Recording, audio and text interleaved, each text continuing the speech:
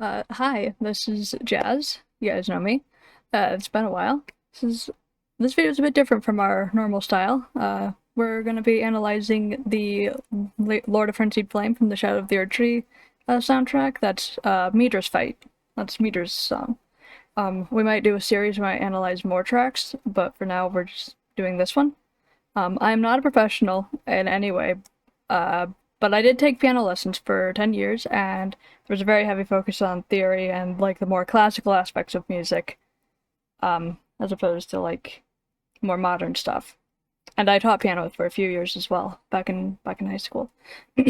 I don't have perfect pitch, so my ability to hear the chords, my ability to identify the chords just by ear is going to be limited. Um, but we'll break down the song into parts and analyze each part separately because it does shift a lot from one part to the next. So I feel that's the best way to do it justice. Basic overarching details of the song is it's in somewhere near C sharp minor, probably C sharp melodic minor, but it sounds like there's also some polytonality and some key changes as well. And it's in 3/4 time, I believe. It might again shift around between like 3/4, 5/4, but it's roughly 145 rather beats per minute most of the time, with the exception of some like accelerando and retardando, like some variants in the speed. All right, let's get started.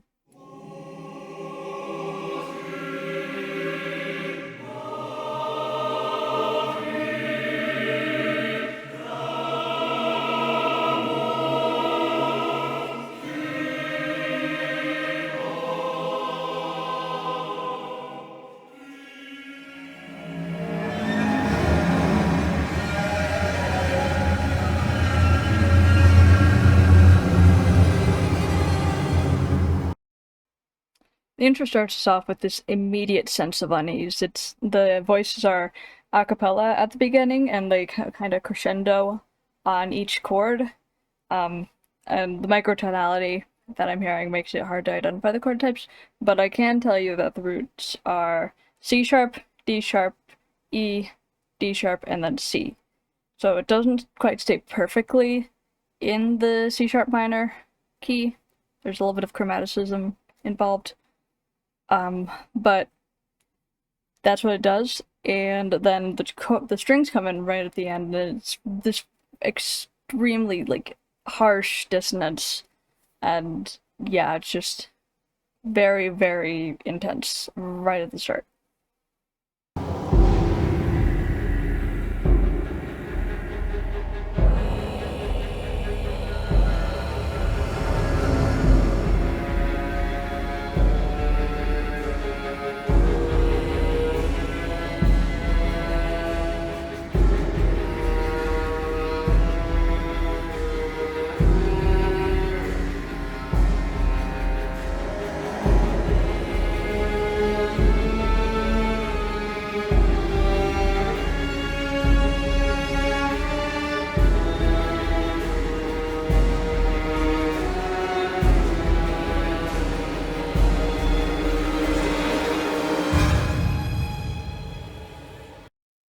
Here it sounds like the time signature switches to 5/4, and there's these pulses in the high and middle strings where it almost sounds kind of like a fan, almost like a fan that's oscillating. That's what I'm reminded of, anyways. Um, and the melody goes to the low strings, like it sounds like a solo, or it's just really well blended. It's very, very chromatic melody, kind of moves in like little half steps and stuff. And you can almost hear like faint voices in the background. I'm not sure if I'm just hearing things, but I feel like you can. And it's like a little shout every now and then.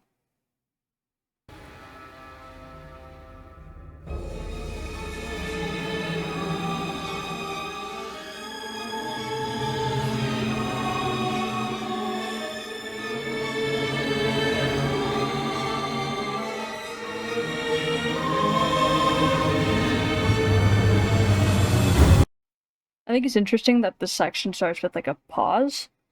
Usually pauses will feel kind of like restful, but in this case, because the like background sounds don't stop, it doesn't feel restful. It just feels like kind of like holding your breath. But the low strings and the lower voices are not here. The what we have is high strings and high voices, and they kind of move in this contrary motion. The strings are going up and the voices are going down. They're not really harmonious with each other. There's a lot of dissonance happening, especially with the high strings. They're going like uncomfortably high in pitch.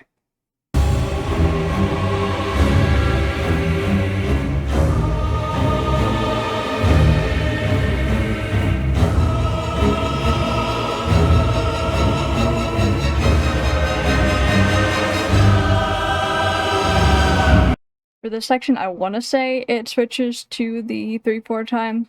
That eventually becomes very clear. It's still not quite clear, but it sounds like the stress is on 1 and 2 and 3 and 1 and 2 and 3, if that makes sense. But we've got these low strings doing this, what sounds like separated chords. If I had to guess, I'd say C sharp diminished and then G sharp. But again, I've got no fucking clue. But notably, the chord progression that we're following in the like middle and high voices is the same as the one in the intro, and we're going to be hearing more of that. So remember, that's a motif. I'll explain what a motif is in a bit. But the voices are particularly disharmonious. Like, there's a lot of dissonance happening, especially towards the end. They kind of almost sound like a scream. There's a sort of like jump off. I don't remember the musical term for it. There's like a whole mark that would be happening on the sheet music. I don't remember what it's called. Yeah, it's like the sort of fall off thing that ends up sounding like a scream at the end, which I think is cool.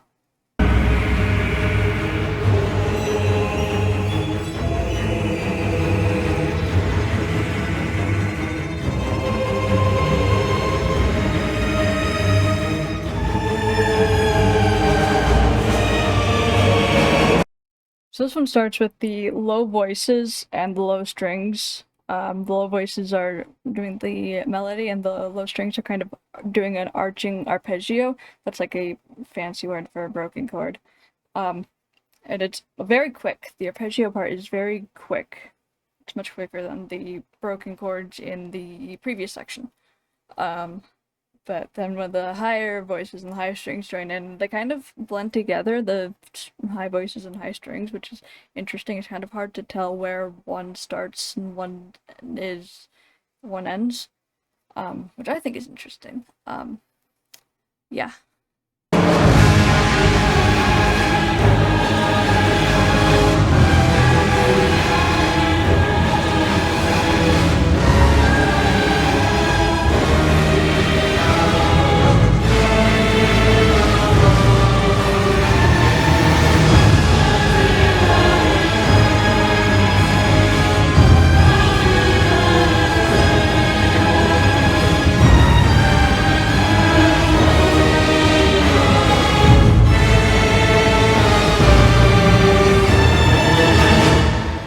So this section, the high voices start way, way up there with the melody line.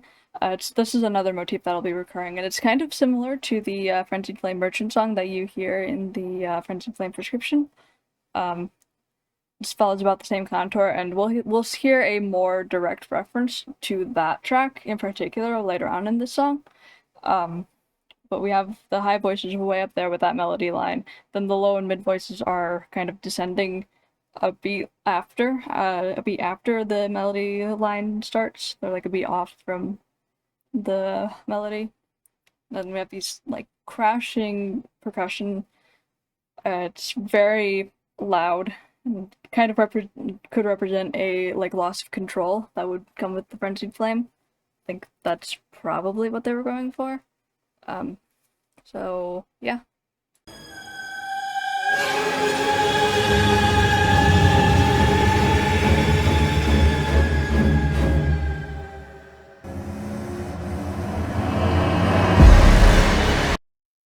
the phase transition, we got this like pulsing on the low strings that eventually gives way to the silence.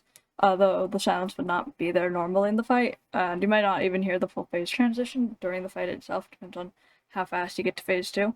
But assuming that you do hear the full phase transition, you hear this like pulsing and then this little silence, and then it kind of crescendos right back in.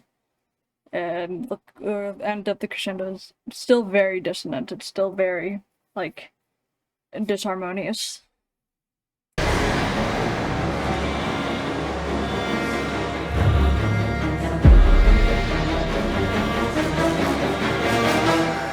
Here's where the 3/4 beat starts to really become clear. We have the eighth notes arpeggios on the lower strings, and they kind of climb upwards, while the voices stay right around A sharp. That's the intro for phase 2.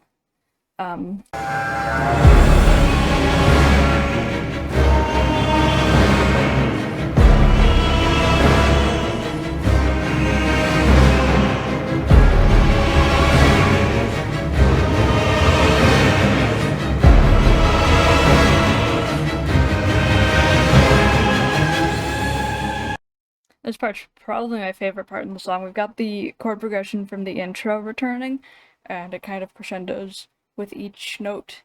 And this waltzy 3/4 tempo between the chords and the arpeggios and the lower strings.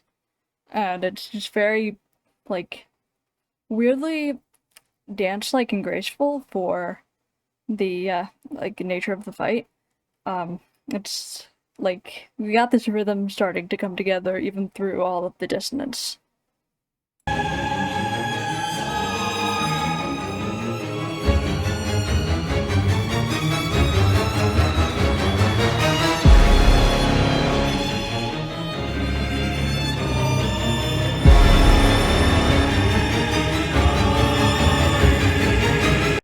This section is basically a transition from the previous section to the next section, but notably this is where the more direct reference to the Frenzied Flame Merchant song is. That the melody line is basically the exact same with some little changes in the intervals.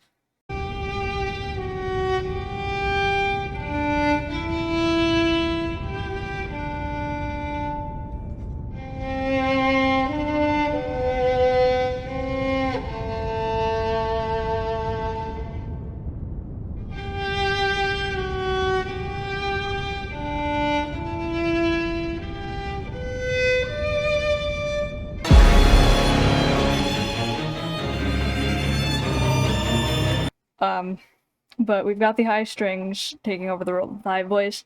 We got that same arching arpeggio that's getting rapidly louder before the melody kicks in. But yeah, otherwise I just slapped my headphones.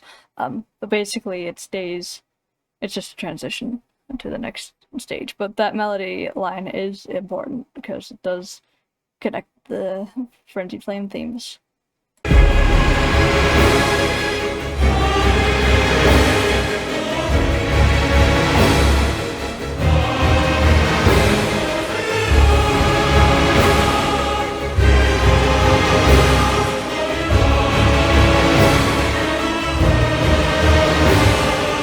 This section, the melody is the same as in section 1E. It's that sort of more indirect reference to the Frenzied Flame Merchant song. We got the high strings still very strong here, and I want to say the key changes to something like G sharp double harmonic, but I'm not really sure. It's still adjacent to C sharp minor, so it's not a hugely important distinction, but it is interesting. But what really counts here is that melody line that kind of mimics the contour of the Frenzied Flame Merchant. Again, that's that motif returning.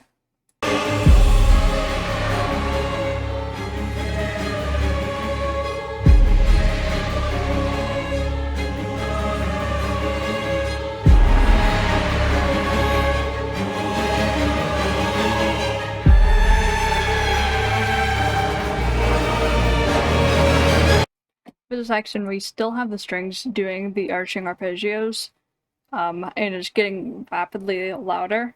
And the high voices are doing the melody, and they're kind of like a beat off, which kind of contributes to the whole uneasy, unbalanced feeling of the whole song.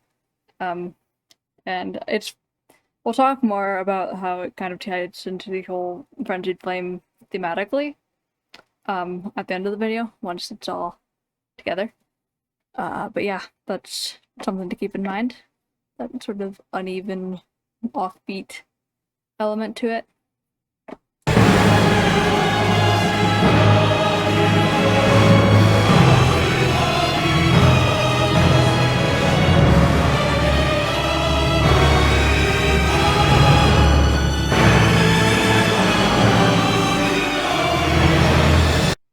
In this section, we kind of like lose the rhythm.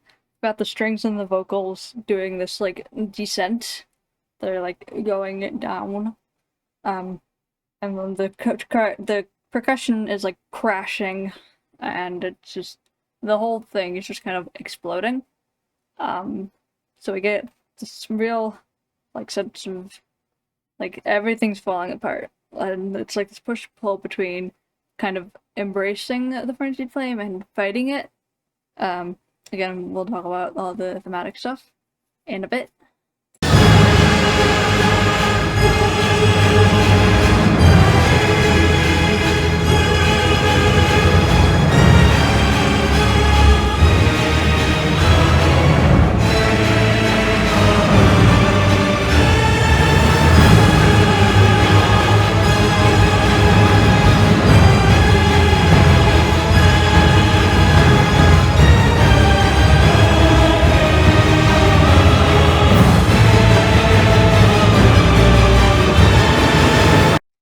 Here, the rhythm's starting to come back, but it's still very unsteady. The love strings are kind of keeping the pulse, but it's like still not that. It's still not like that waltz way out of the beginning of the second phase, but we're starting to have the pull be back towards embracing the frenzied flame rather than fighting it. So yeah.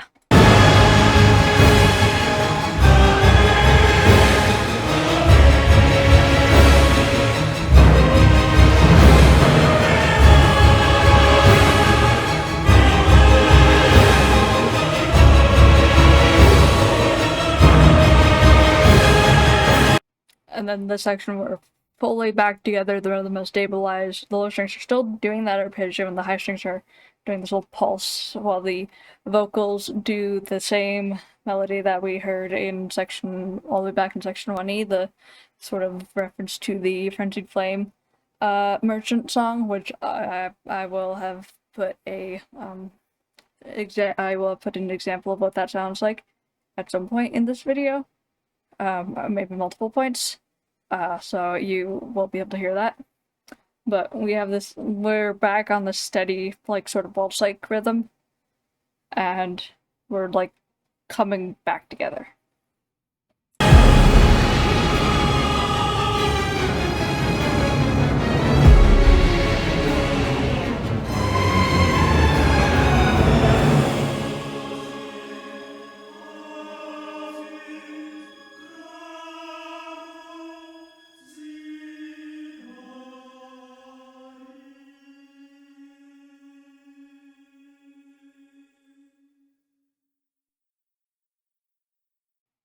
Then as we are transitioning to the end, we have the strings kind of slowly working down the scale, and the voices are resolving the melody. And eventually, for the end, we have that single voice, everything's fully unified. And yeah, so the reason that the single voice at the end is significant is in the lore, the Frenzied Flame is all about unification. It's all about melting everything back to one, which means destroying everything. So the sort of condensation from or whole orchestra, everything's all disjointed and just dissonant and everything to one singular voice. I think that works pretty much perfectly with it thematically. So yeah, you watched the video. Congrats. Thank you to Veliketh, who I asked him if I could use his video, and he said yes. So that's super cool. You should go watch his video, cause it's cool as shit. So yeah, bye.